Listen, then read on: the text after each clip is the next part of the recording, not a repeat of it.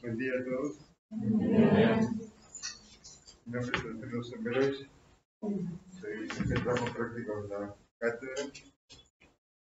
Esta clase es una clase de carácter introductoria sobre la técnica de la entrevista clínica para el nivel de estudiantes. Fíjense en el título que he puesto, entrevista clínica. En los libros de texto ustedes van a encontrar, en lugar de este título, entrevista clínica, van a encontrar otros títulos. ¿Se imaginan cuáles? Uno es interrogatorio clínico y el otro griego, término griego, anamnesis. Van a encontrar anamnesis o interrogatorio. Yo prefiero la palabra entrevista clínica, me parece que es mucho más sensata, por dos razones. Después las vamos a ir viendo. En primer lugar, interrogatorio clínico, ¿qué le suena? ¿Qué hiciste? ¿Acusatorio casi? Una posición activa del médico, pasiva del paciente, ¿no? Prácticamente un procedimiento casi automatizado, donde uno pregunta y otro responde. Procedimiento que se puede dar en otros contextos, por ejemplo, administrativos, ¿no? Para tener un formulario, judiciales o policiales. Y interrogatorio. Clínica médica tiene otro perfil. Por eso la palabra interrogatorio tiene un matiz, a mi juicio, indeseable. Da una connotación que no es la ideal. Anamnesis. ¿Por qué no anamnesis? Ahí leyó anamnesis, el significado de la palabra anamnesis. No olvidar, no olvido. Sí, no olvido, sí. Recordar. Anamnesis significa recordar. Pero como vamos a ver en la entrevista clínica, el hecho de recordar es parte de la entrevista. Evidentemente, el paciente y el médico tienen que recordar cosas, pero no se trata simplemente de recordar. Hay que hacer otras cosas. Por lo tanto, la palabra anamnesis también es inadecuada porque no es lo suficientemente su significado, lo suficientemente abarcativo para dar cuenta del fenómeno de la entrevista clínica. ¿Se entiende? La entrevista clínica es una interacción conversacional muy compleja que se asemeja mucho más a la interacción conversacional que podemos tener con un vecino, con un amigo, con un conocido, que con un interrogatorio o con una simple anamnesis. Ese es el concepto básico que tienen que tener. Por supuesto que con el tiempo se adquieren algunos vicios, algunas costumbres que convierten a veces a la entrevista en un interrogatorio. Pero si ustedes se sorprenden a ustedes mismos haciendo un interrogatorio, tienen que prender la señal de alarma y decir, las cosas no las estoy haciendo bien. ¿Se entiende? Si se sorprenden haciendo interrogatorios, dicen, acá algo no estoy haciendo bien. Por supuesto que hay momentos que puede tener un cariz de interrogatorio, por ejemplo, situaciones de emergencia, pero no siempre es el caso. ¿Se entendió entonces por qué entrevista? No interrogatorio ni anamnesis. Bueno, con esta diapositiva queda más claro entonces, porque fíjense que la función de la entrevista clínica no es simplemente que recolectar datos, es lo que hacemos cuando hacemos un interrogatorio, recolectar datos.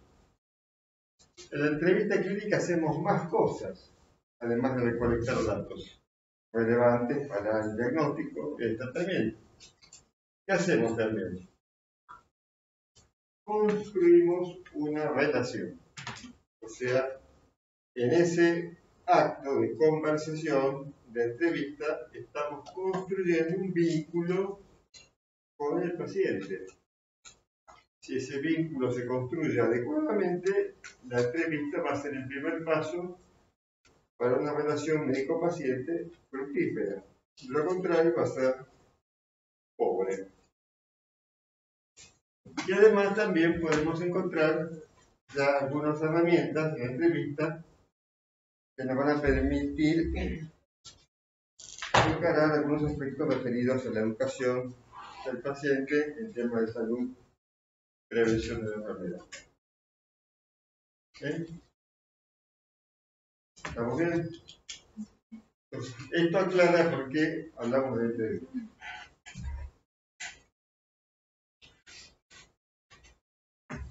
El primer punto, que es la recolección de los datos clínicos. Fíjense ustedes que estamos viviendo en una época de tecnologías de punta ya trasladadas prácticamente al consultorio.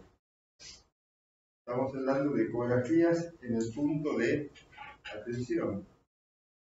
Estamos hablando ya de equipos que le proporcionan al médico información prácticamente antes de que el paciente entre al consultorio. La pregunta es entonces, ¿qué papel sigue cumpliendo la entrevista en este contexto hipertecnológico? Insisto, donde hay pantallas, ecógrafos, imágenes, y a veces el paciente entra después de que el médico ha visto todo eso. Fíjense en este trabajo que es del año 2014, reciente. O sea que trabajo que está vigente y que se ha hecho en este contexto. En estos contextos, la entrevista y el examen físico tradicional aporta entre el 70 y el 90% de información diagnóstica. O sea que todavía sigue siendo esencial, a pesar de contar con todas las herramientas que proporciona la tecnología. Incluso más, yo diría que acá no está la lista diapositiva, el uso de la tecnología, sí, la entrevista, el examen físico, confunde y lleva a sobreprestaciones, a exceso de costos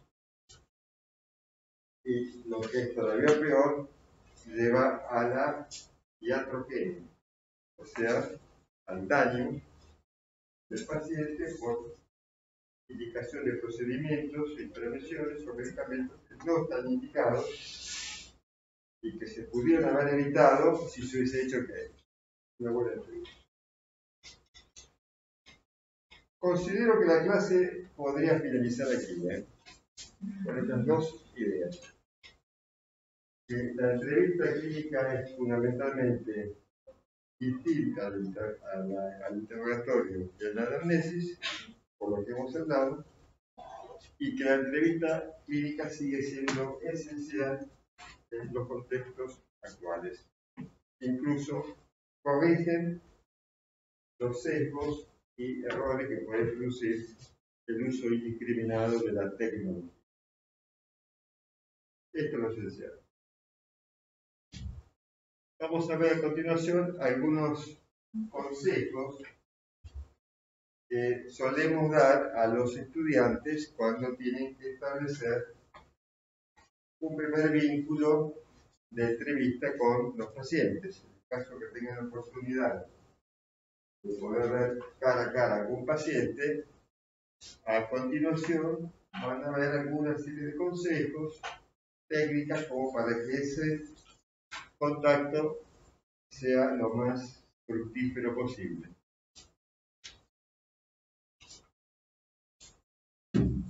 Hay distintos tipos de entrevista clínica. La entrevista clínica más común, la que van a ver habitualmente en las salas, es la centrada en el médico. Se asemeja mucho ¿A qué? Al interrogatorio. O sea, aquí al interrogatorio hay una distancia muy corta, casi diría sutil.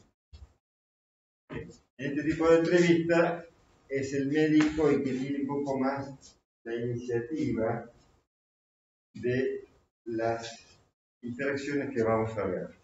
Es la entrevista más clásica, estándar, biomédica. Pero no deja de ser una entrevista, ¿eh? Porque el médico, si lo hace bien, siempre va a dar de alguna manera un espacio para que la situación no se convierta en un simple interrogatorio. Esta entrevista centrada en el paciente, que la van a ver sobre todo en contextos de medicina familiar o salud mental. Y trata de entrevista integral, que es una combinación de estas dos. O sea, que tiene un poco de las dos, y es la que yo voy a tratar de explicarles ahora. La que combina elementos de las dos anteriores. La integral. Se puede hacer esta entrevista integral en 5 o 10 minutos. O sea, no significa para el médico una pérdida de tiempo hacer todo lo que vamos a explicar ahora de inmediato. La entrevista integral, abordaje o entrevista integral, consta de las siguientes etapas o pasos. El encuadre, una etapa no dirigida, donde el médico o el estudiante escucha, pero no habla. Una etapa dirigida, donde el médico o el estudiante ya formula algunas preguntas dirigidas al motivo de internación de la enfermedad actual. Y la parte final, donde se resume, junto con el paciente, los puntos esenciales. La tendencia de muchos médicos apurados o estudiantes bisoños es entrar directamente ¿a qué? A la etapa dirigida, o sea que se convierte acá que casi en un interrogatorio. Pero fíjense que siempre conviene estar preparando las preguntas dirigidas por etapas previas. Vamos a ver un poquito de cada una de estas etapas de la entrevista integral. El encuadre inicial. El encuadre inicial es muy importante porque también forma parte del examen físico. ¿Cuál es la primera parte del examen físico? ¿Cómo se llama? Inspección o impresión general, ¿no? Inspección o impresión general. Es la primera etapa del examen físico. Que las hacemos ya en este momento. Cuando vemos que el paciente ingresa, se sienta o está frente a nosotros, ya estamos haciendo, de alguna manera, un examen físico dentro de un momento que comprende la entrevista. ¿Qué estamos viendo del paciente en ese momento? Si camina erguido. ¿Cómo entró caminando? La marcha, cómo entró caminando, cómo se sentó, cómo está sentado, la postura que tiene mientras está sentado. ¿Qué más? ¿Qué les parece? ¿Su estado anímico? Su estado anímico activo. Estado sensorio. ¿Qué más? Está lúcido, está confuso, está perdido, ¿qué más? Las fases, etc. Entonces, el cuadro inicial, fíjense que no solamente es entrevista, sino que también estamos haciendo ya algo examen físico. Entonces, en cuadro inicial,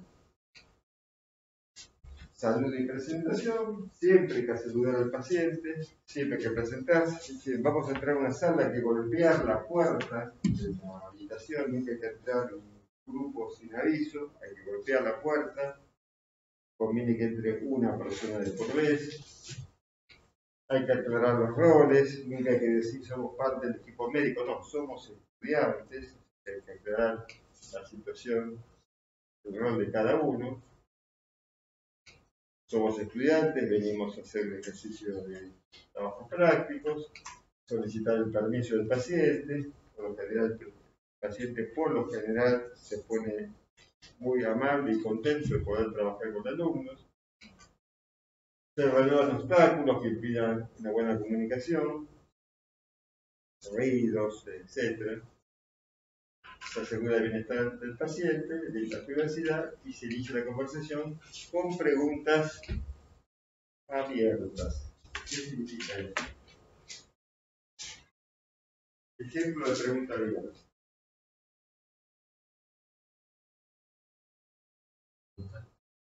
¿Cómo está? ¿Cómo está? ¿Cómo anda? ¿Cómo está?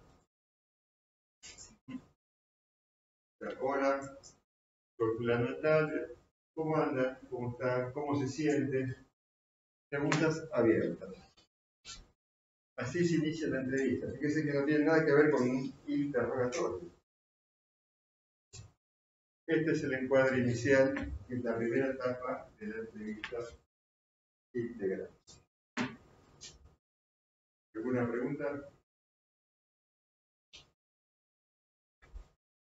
Después de este encuadre inicial, seguimos adoptando un papel relativamente pasivo. Estamos en una etapa no dirigida ahora. Ya nos hemos encuadrado, nos hemos presentado, nos hemos visto, nos sentamos al lado del paciente y entramos en una etapa de escucha activa. No hablamos mucho, escuchamos. Porque el paciente puede guardar silencio, pero muchas veces con las preguntas abiertas puede hacer otra. ¿Cómo está? ¿Cómo se siente? Cuénteme, ¿qué le pasó? Bueno, bla, bla, bla. Entonces ustedes escuchan sin interrumpir,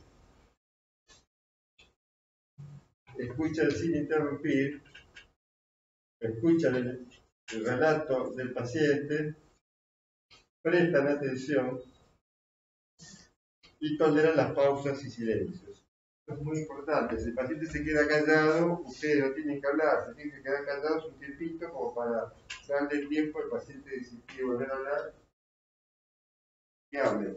Hay que tolerar los silencios y las pausas. Esto es muy importante. ¿Qué es esto?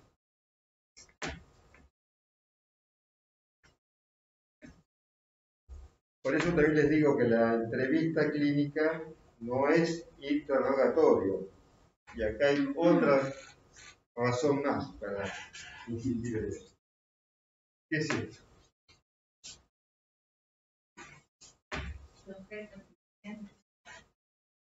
La comunicación se va a dar en esta etapa en un porcentaje muy importante. Algunos dicen que es el 80% de la comunicación se va a dar no a través de lo que el paciente dice verbalmente, sino a través de lo que el paciente dice no verbalmente. Ahí dice paraverbal, pero debería decir no verbal. Por ejemplo, gestos, mímica, gestos o mímica, movimiento de las manos, ¿sí? Postura, posición, todo se llama lenguaje no verbal. Y el paciente nos puede decir que se siente fenómeno, muy bien, pero ustedes también en la mímica y los gestos y se dan cuenta que está que angustiado, por ejemplo. Esto es fundamental en esta etapa. La detección de la comunicación no verbal. Que también es de ustedes. Ustedes también no verbalmente le están comunicando al paciente cosas. ¿Cuál es la comunicación no verbal más frecuente en la actualidad de parte del médico? No mirar. Es esta. Acá, ¿qué hay? Una ficha. Una pantalla. Adelante, siéntese. Bien. Bueno, cuénteme. ¿Esto qué se llama? La comunicación no verbal, porque yo estoy interactuando con qué? Con la pantalla, ahí está el paciente. Esto es un mensaje no verbal, que significa más importante la data de la pantalla que la data que me da vos. Esto lo van a ver todos los días.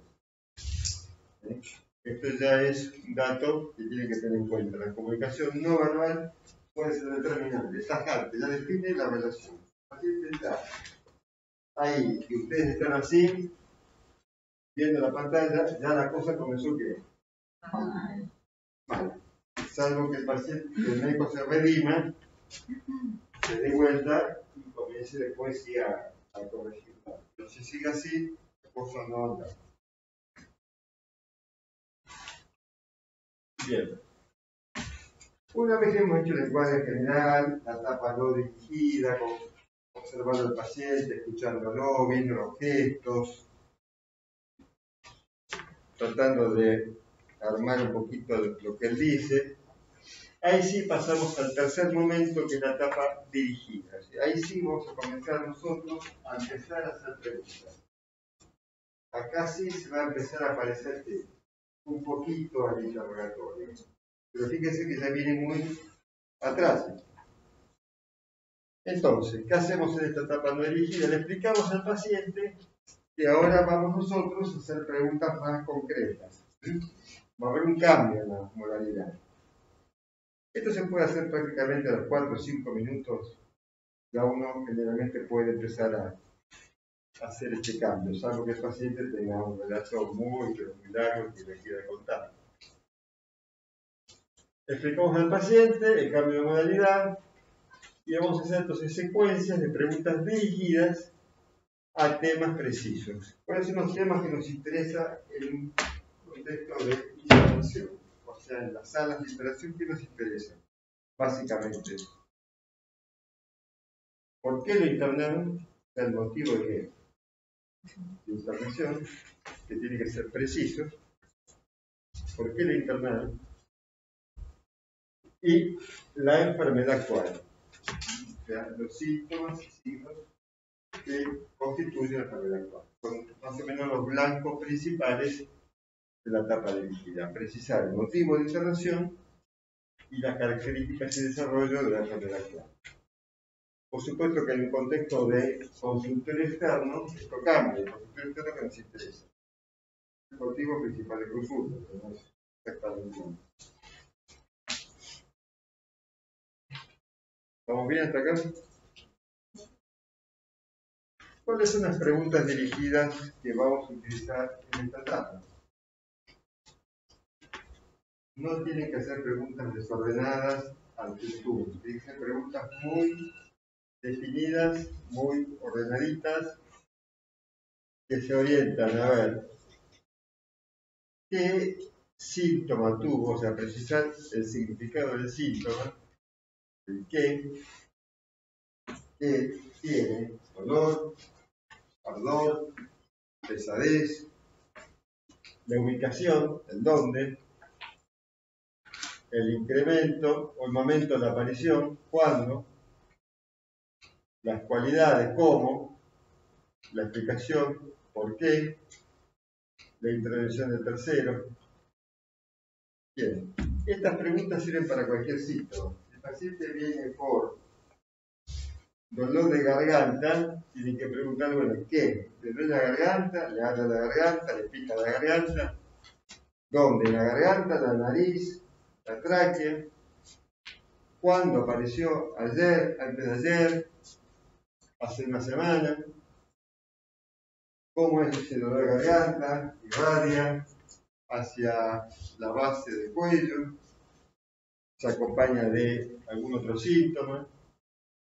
¿Por qué cree que tuvo? Y bueno, fue ayer toda la mañana al aire libre, etcétera, etcétera. Las preguntas dirigidas hay que hacerlas con cierto orden. Generalmente conviene usar preguntas de tipo cualitativa y después de tipo cuantitativa. Por ejemplo, vamos a poner el tema este. El paciente dice, tengo diarrea. La primera pregunta que le van a hacer ustedes es, ¿qué entiende usted por diarrea? Yo para mí no es diarrea. Por ahí lo que tuvo fue que una eliminación de moco vinculada a un episodio de intestino irritable. Puede pasar a la mañana, dicho paciente con intestino irritable, se levanta en la mañana, tiene como un pujo, elimina un expulso rectal, un pozo, y lo pueden calificar como diarrea, pero no es diarrea. Y después sí pueden preguntar cuántas veces tuvo el síntoma. Por ejemplo, el paciente le dice, tengo cistitis. ¿Y ustedes qué le preguntan? ¿Qué entiende por cistitis? No, siento ardor en la zona vaginal con descarga. Puede ser que la vaginitis, se dan cuenta. Entonces, no hay que meterse de entrada con términos o palabras que puedan ser confundidoras. Hay que precisar bien el síntoma y después sí entrar a detallar el tiempo de evolución, las características más secundarias.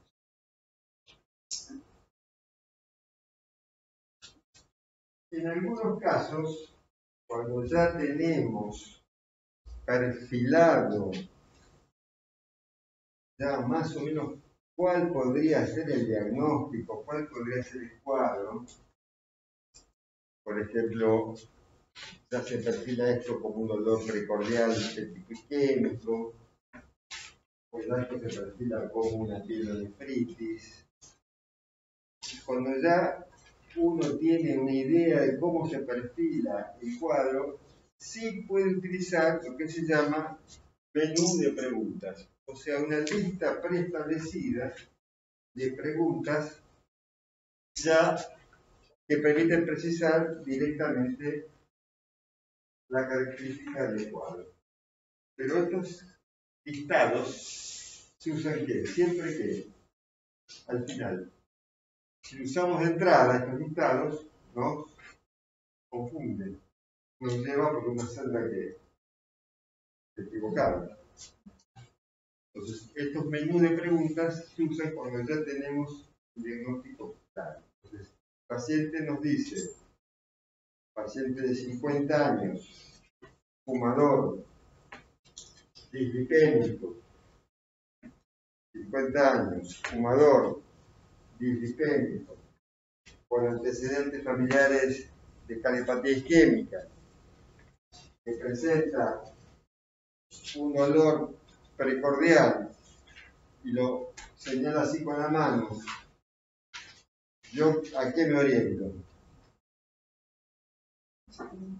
A una insuficiencia coronaria, dolor coronario. Entonces, ahí sí puedo aplicar ¿qué? Un menú de preguntas para dolor coronario. ¿Se entiende? Pero siempre cuando ya el cuadro está más o menos pequeño. Acá puse, por ejemplo, dolor precordial. Entonces hay que preguntar si fue agudo, opresivo, pulsante, quemante, cuánto duró, la duración es muy importante, si duró segundos, minutos, qué hacía en ese momento. Bueno, para cada síntoma van a ver que hay un menú de preguntas que se utiliza siempre al final.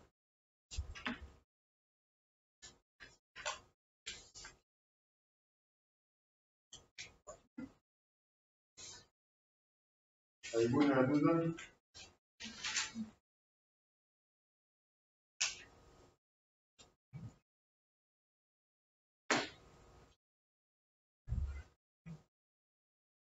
Punto clave.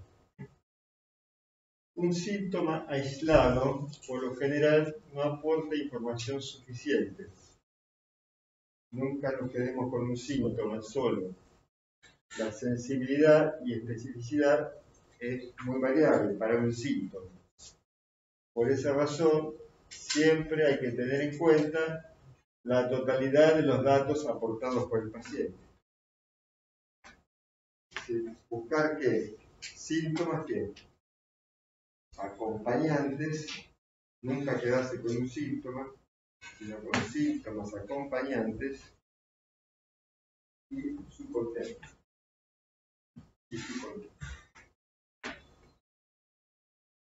Porque si el dolor precordial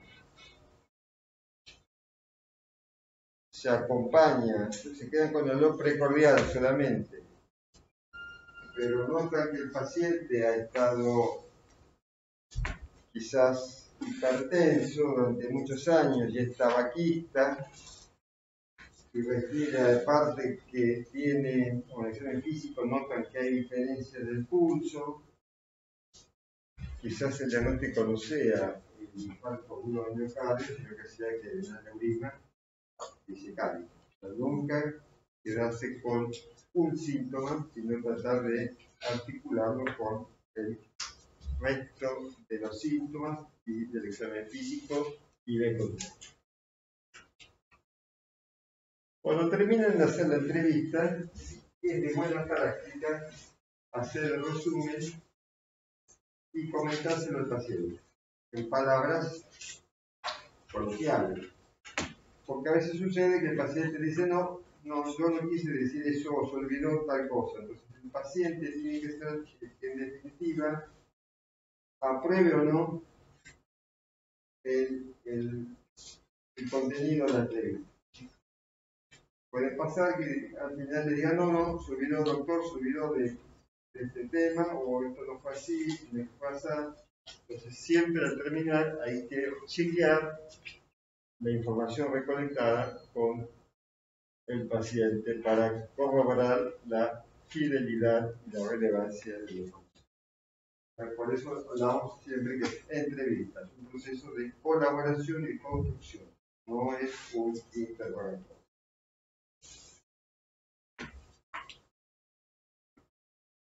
Bueno, la entrevista clínica es un arte dificilísimo, muy difícil. Lleva años saber hacer entrevista clínica.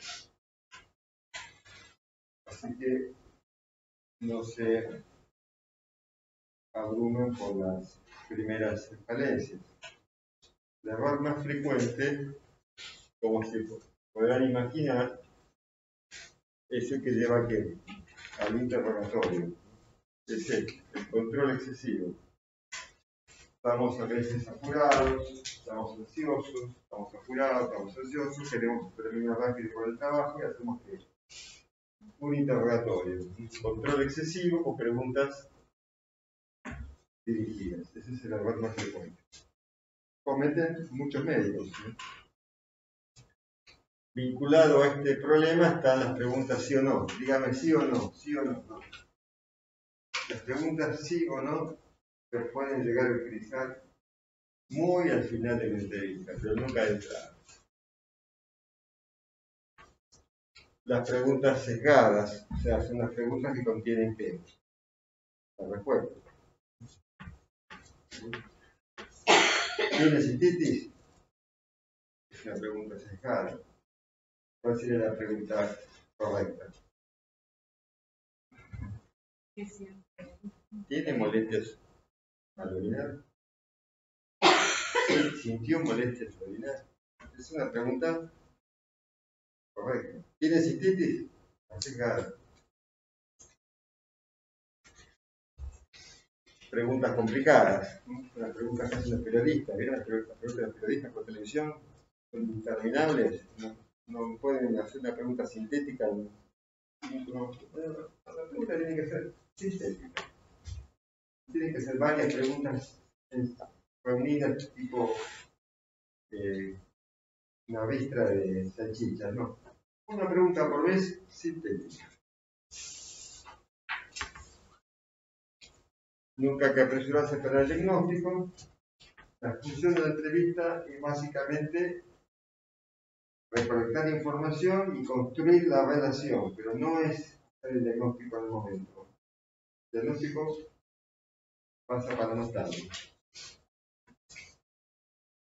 Y la secuencia incorrecta de preguntas. ¿No? Comenzar, por ejemplo, con preguntas menú. Preguntas menú. Todos estos errores se cometen diariamente por parte de todos los médicos, me incluyo yo, muchas veces yo mismo me sorprendo haciendo algo de esto, cuando estoy quizás a las 7 de la tarde, me faltan todavía atender 5 pacientes y a veces uno se chipotea y termina haciendo otra cosa. Por eso, mucha autoobservación para poder estar atentos a evitar estos errores de cuerpo. Bien. Ustedes van a ver en medicina lo que se llaman los síndromes. Los síndromes son agrupaciones de síntomas y signos que tienen una fisiopatología, una etiología, un mecanismo, una topografía, algo en común que los permite reunir. Eso es un síndrome. Ahora hay un uso metafórico de la palabra síndrome. El uso metafórico. Este es un uso metafórico, que son los síndromes de mala competencia clínica. Son los síndromes vinculados a la falta de habilidad para hacer entrega. Hay varios descritos.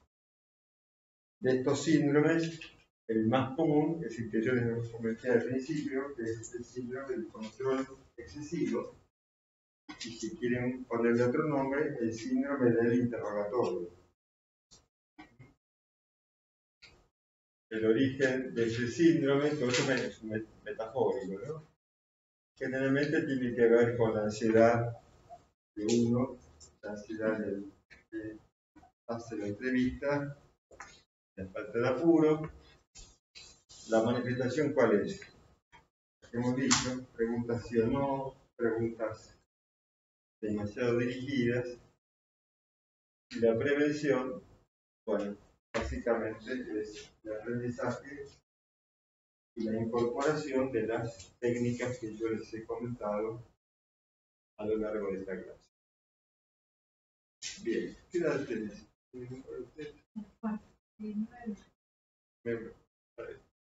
Bueno, vamos a parar 15 minutos y a las 9 vamos a ver un síndrome auténtico, no electrofórico, y vamos a aplicar algunas de las ideas que les comenté con la entrevista.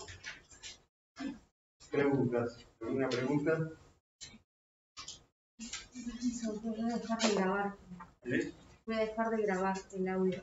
Dale. ¿Preguntas? Me quedé pensando un poco sobre esto de la lista preestablecida de preguntas. O sea, Los menús. Los menús de preguntas. Ahora vamos a ver